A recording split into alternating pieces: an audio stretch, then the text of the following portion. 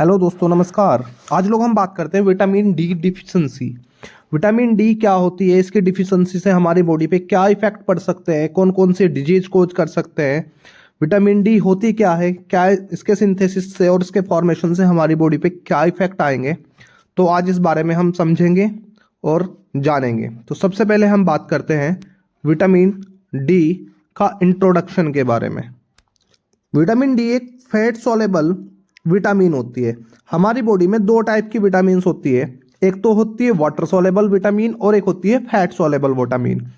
तो vitamin D fat soluble vitamin होती है, तो ये कौन सी कैटेगरी में आती है? फैट सॉलेबल विटामिन की कैटेगरी में आती है। ये एनिमल्स में प्रेजेंट होती है, प्लांट्स में प्रेजेंट होती है, यीस्ट में प्रेजेंट होती है और इसका हमारी बॉडी में बहुत ही इंपॉर्टेंट फंक्शन होता है। टेक्निकली अगर हम बात करें तो विटामिन डी को हम हार्मोन भी बोलते हैं, क्योंकि इसका जो सिंथेसाइज होता है वो स्किन के द्वारा होता है सनलाइट की प्रेजेंस में। और जो सनलाइट का जो रेंज होती है उसकी 290 से 359 नैनोमीटर के बीच में जो रेज आती है उसके बीच में इसका सनलाइट के थ्रू बॉडी में स्किन के थ्रू क्या होता है? सिंथेसिस होता है, जिसे हम विटामिन डी या फिर एज ए हार्मोन भी बोल सकते हैं। तो सेकेंडली अगर इसकी हिस्ट्री की बात करें तो सबसे पहले 1919 में इस्टेब्लिश हुई थी रिकेटस। रिकेटस नाम की एक डिजीज होती है। रिकेटस में क्या होता है, जो हमारे पैर होते हैं वो क्या होते हैं? बैंड हो जाते हैं। पैर क्या हो जाते हैं? बैंड हो जाते हैं, यानी कि हमारी बोन्स में क्या हो जाता है? बैंड आ जाता है। तो वो बैंड सबसे पहले 1919 में आया और वो देखा एक साइंटिस्ट ने जिसका नाम था एल्मर मैकुलम और डेविस। एल्मर मैकुलम और डेविस ने जब इसके बारे में स्टडी की तो उन्होंने पाया कि ये एक जो डिफिशिएंसी आई है एक डाइटरी फैक्टर, डाइटरी का मतलब होता है जो हम खा सकते हैं, एक डाइटरी फैक्टर या फिर सनलाइट की कमी के कारण आई है। तो अमेरिकन जो रिसर्चर थे एल्मर मैकुलम और डेविस, इन्होंने 1922 में एक सबस्टांस को डिस्कवर किया जो हमें मिला कोड लीवर ऑयल, यानी कि कोड लीवर ऑयल में उसकी स्ट्रक्चर को इन्होंने देखा 1935 में और उसे नाम दिया विटामिन डी। और विटामिन डी की डिफिशिएंसी से ही क्या हुआ? रिकेटस हुआ। तो हिस्टोरिकल बैकग्राउंड कुछ इसका ऐसा है। 1990 में रिकेटस नाम की जो बीमारी है वो सबसे पहले देखी। उसके बाद मैकुलम और डेविस ने 1922 में इसकी डिस्कवरी की लीवर कॉड ऑयल में और 1935 में इसकी स्ट्रक्चर देखी इन्होंने, जिसे इन्होंने नाम दिया विटामिन डी। अब हम बात करते हैं विटामिन डी होती क्या है, व्हाट इज विटामिन डी। तो विटामिन डी अगर केमिस्ट्रिकल बात करें हम तो दो केमिकल फॉर्म होती है इसकी, विटामिन डी2 और विटामिन डी3। जो विटामिन डी2 होता है उसे अर्गोकैल्सीफेरॉल बोलते हैं और जो विटामिन डी3 होते हैं उसे कॉल्सियोकैल्सीफेरॉल बोलते हैं। तो नॉर्मली जो हम देखते हैं वो हमारे पास विटामिन डी3 होती है कॉल्सियोकैल्सीफेरॉल। जो उसका सोर्स होता है, इसके दो सोर्स होते हैं विटामिन डी के। 90% जो होती है ये स्किन के थ्रू सनलाइट की प्रेजेंस में सिंथेसिस होती है, यानी कि इसका फॉर्मेशन होता है 90%, जिसे हम कॉल्सियोकैल्सीफेरॉल बोलते हैं, यानी कि विटामिन डी3 का। और ये विटामिन डी3 उस टाइम इनएक्टिव फॉर्म में होती है। ये विटामिन डी3 क्या होती है? उस टाइम इनएक्टिव फॉर्म में प्रेजेंट होती है। सेकेंडली जो 10% होती है वो हमें फूड से मिलती है, अर्गोकैल्सीफेरॉल, यानी कि विटामिन डी2। तो विटामिन डी3 हमें फूड से नहीं मिलती, यानी कि जो हमारे डाइटरी सप्लीमेंट होते हैं उससे हमें प्रॉपर नहीं मिलती। वो 90% हमें सनलाइट से मिलती है। केवल 10% हमारी डाइटरी फूड से मिलती है और उसमें भी डी3 नहीं होती, डी2 प्रेजेंट होती है, अर्गोकैल्सीफेरॉल। तो डाइटरी सोर्स क्या हो सकता है इसका, किस किस से मिलती है? फैटी फिश, यानी कि ऐसी फिश जिसमें फैट प्रेजेंट हो, जैसे ट्यूना और सैल्मन। ट्यूना फिश और सैल्मन फिश में विटामिन डी3 भरपूर मात्रा में होती है। कॉड लीवर ऑयल, जिसमें इसकी डिस्कवरी हुई थी कॉड लीवर ऑयल में, उसमें विटामिन डी3 अच्छी मात्रा में प्रेजेंट होती है। डेयरी प्रोडक्ट जैसे मिल्क, चीज़, मक्खन, इनमें मिल सकती है। बीफ लीवर, जो बीफ लीवर होता है उसमें प्रेजेंट होती है, एग के यॉक में प्रेजेंट होती है और चीज में प्रेजेंट होती है। तो यहां से हमें विटामिन D3 मिल सकती है। हमारी बॉडी को कितनी डेली रिक्वायरमेंट होती है विटामिन D3 की?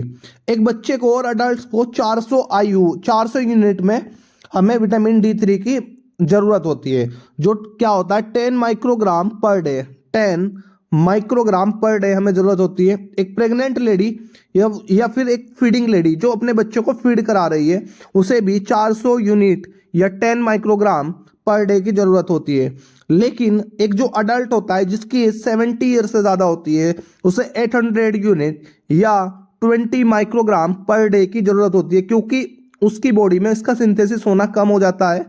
उसे ऑस्टियोपोरोसिस और रिकेटस जैसी बीमारियों के सामना करना पड़ सकता है, क्योंकि उसकी बॉडी में विटामिन D3 का सिंथेसिस होना कम हो जाता है ड्यू टू, जिसका कारण क्या होता है उसकी एज उन ऑर्गन्स को अफेक्ट करती है। तो कितनी हम इसमें नॉर्मल रेंज हो सकती है विटामिन डी की, और इसकी डिफिशियंसी कब पर होगी? तो जो नॉर्मल लेवल होता है विटामिन D3 का वो 30 होता है। विटामिन D3 का जो नॉर्मल वैल्यू होती है वो मिनिमम 30 होती है और 30 से 60 तक हो सकती है। विटामिन डी की इनसफिशियंसी कहाँ पर होगी? जब उसकी वैल्यू 21 से 29 होगी, यानी कि 30 से नीचे इसकी इनसफिशियंसी होती है। और डिफिशियंसी कहाँ पर होती है? जब 20 होगा, इससे कम होगा। या सीवियर डिफिशियंसी कब होगी? जब उसकी वैल्यू 10 से कम होगी। यदि उसकी वैल्यू 10 से कम आ रही है विटामिन D3 की, तो वो एक सीवियर डिफिशियंसी में काउंट होता है, जिसमें फ्रैक्चर बहुत जल्दी हो जाते हैं। बोन्स क्या होती है अपने आप ही डीनेचर होनी स्टार्ट हो जाती है ऑस्टियोपोरोसिस के कारण। तो ये क्या होते हैं सीवियर डिफिशियंसी। अब सीवियर डिफिशियंसी में क्या हो सकता है? अथराइटिस हो सकता है, बोन फ्रैक्चर हो सकता है। ये एक कॉमन डिजीज है। रिस्क फैक्टर की अगर हम बात करें, किन किन लोगों में विटामिन D3 कमी हो सकती है? एक तो डार्क स्किन, जिसकी स्किन डार्क होगी उसमें विटामिन डी का सिंथेसिस डायरेक्ट सनलाइट में नहीं होगा, क्योंकि इसमें मेलानिन जो इस हार्मोन है उस ज़्यादा होने की वजह से विटामिन D3 का सिंथेसिस कम होता है। जो सनलाइट में ना बैठे मोटापे के कारण, क्योंकि वहाँ पर क्या होता है स्किन के बाहर फैट होता है, फैट डिपॉजिट होता है, तो फैट डिपॉजिट की प्रेजेंस में विटामिन D3 का सिंथेसिस नहीं होता। किसको किडनी डिजीज है? किडनी डिजीज के वजह से जो मिनरल्स होते हैं बॉडी में, जो मिनरलाइजेशन होता है जिसमें कैल्शियम, फास्फोरस वगैरह होते हैं, वे यूरिन के थ्रू बॉडी से बाहर निकल जाते हैं, तो मिनरल्स एक्युमुलेट नहीं होते हैं। वीगन डाइट हो, यानी कि डेयरी प्रोडक्ट ना लेते हो, उन्हें हो सकता है। पिगमेंटेड स्किन हो, यानी कि स्किन में क्या होता है विटामिन डी का सिंथेसिस ना हो, जिन्हें सूरजमुखी लोग बोलते हैं, उनकी स्किन पिगमेंटेड होती है तो उन्हें हो सकता है। हाइपोथायरॉयडिज्म हो, यानी कि थायरॉक्सिन हार्मोन की कमी हो। ऑस्टियोआर्थराइटिस हो, किसी को अर्थराइटिस हो, तो उन्हें भी क्या हो सकता है विटामिन डी की डिफिशियंसी हो सकती है, जिसके कारण उससे अर्थराइटिस, ऑस्टियोआर्थराइटिस हुआ है।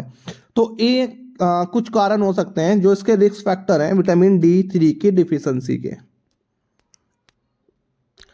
कुछ ऐसी मेडिकेशन होती है जिसकी वजह से विटामिन D3 का क्या होता है लेवल कम जाता है। एक तो इप्टोइन, जो हमारे दौरे पड़ने पर दी जाती है, दौरा या सीजर बोलते हैं, तो दौरा पड़ने पर दी जाती है। रिफैम्पिसिन टीबी में दी जाती है। कीटोकोनाजोल एलर्जी में दी जाती है। आइसोनाइजाइड टीबी में, डॉट्स की जो बीमारी होती है उनमें दी जाती है। तो ऐसे लोगों में क्या होता है, ऐसी अगर मेडिसिन लेते हैं तो उनमें कमी हो सकती है विटामिन D3 की। नेक्स्ट हमारे पास है विटामिन डिफिशियंसी से कौन सी सिस्टमेटिक डिजीज हो सकती है? ऑटोइम्यून डिजीज, यानी कि जो खुद हो सकती है। रिदमिक अर्थराइटिस हो सकती है। इन्फ्लामेटरी बोवल सिंड्रोम हो सकते हैं। टाइप ए की डायबिटीज हो सकती है। SLE हो सकती है। सोराइसिस हो सकता है। ये सारी डिजीज पे हम एक अलग से लेक्चर में बता देंगे आपको। ये इतनी डिजीज हो सकती है। जो अर्थराइटिस होती है वो मल्टीपल जॉइंट्स को इफेक्ट करती है, यानी कि जो हमारी बॉडी के जॉइंट्स होते हैं, जो जोड़ होते हैं, उनमें दर्द होगा, उनके मूवमेंट में प्रॉब्लम होगी, उनमें स्वेलिंग आएगी। IBS है जो इन्फ्लामेटरी बोवल सिंड्रोम है, बोवल जो पेट में बहुत ज़्यादा इन्फेक्शन हो जाता है उसकी वजह से होता है IBS। ये आपका डायबिटीज मेलाइटस, शुगर होता है। SLE एक अर्थराइटिस की एडवांस स्टेज होती है। सिस्टेमेटिक लूपस इरेथ्रोमेटस सोराइसिस एक स्किन डिसऑर्डर है जिसे एलर्जी की कैटेगरी में आता है। तो ये डिफिशिएंसी होती है ऑटो इम्यून डिजीज की विटामिन डी की डिफिशिएंसी के कारण। कार्डियोवैस्कुलर डिजीज हो सकती है जैसे हाइपरटेंशन। तो हाइपरटेंशन के ऊपर पूरा एक लेक्चर बनाया हुआ है, पिछली वीडियो में बताया हुआ है, तो वहां से आप देख सकते हैं। सीएडी के बारे में बनाया हुआ है, coronary artery disease, CHF congestive heart failure हो सकता है। तो विटामिन डी डिफिशिएंसी की वजह से ये प्रॉब्लम हो सकती है।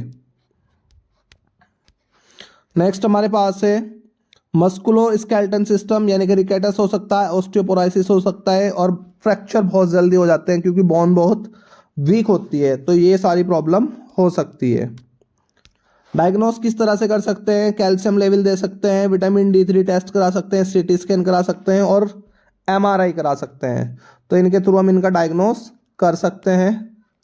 ट्रीटमेंट की अगर बात करें, अगर सीवियर विटामिन डी डिफिशिएंसी है तो उसे हम ट्रीट करा सकते हैं इनिशियली।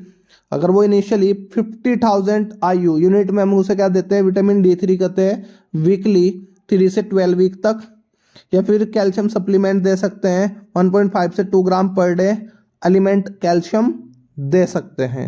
तो ये इसका ट्रीटमेंट हो सकता दे सकते हैं।